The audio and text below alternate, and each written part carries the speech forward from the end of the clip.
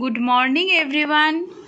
আশা করি তোমরা প্রত্যেকেই ভালো আছো এবং সুস্থ আছো।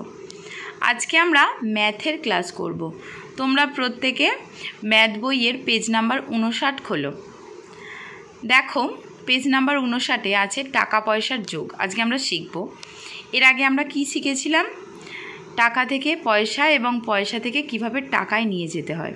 আশা করি তোমরা সেটা বুঝেছো, তাই তো? তো চলো এবার টাকা পয়সার যোগ আমরা শিখি।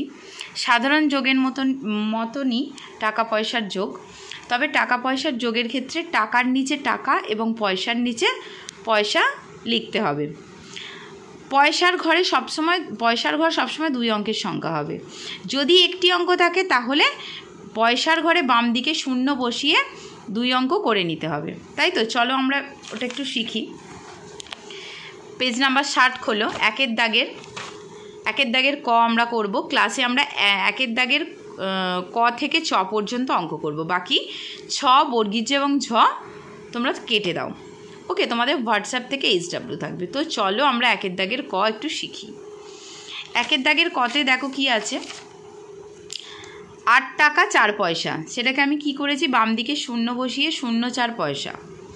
5 টাকা 7 পয়সা, এটাকেও একইভাবে করেছি, তো যোগ করেছি। যোগ করার পর অতএব নির্ণেয় যোগফল 13 টাকা 11 পয়সা, তাই তো? তো ঠিক এইভাবেই তোমরা করবে। বাকি অঙ্কগুলো ক্লাসে তোমাদের করতে দেওয়া হবে নিজেদেরকে। ওকে, অবশ্যই আমি হেল্প করব। তো কারোর যদি কোথাও বুঝতে অসুবিধা থাকে তাহলে অবশ্যই আমাকে জানাবে। ওকে এভরিওয়ান, গুড বাই।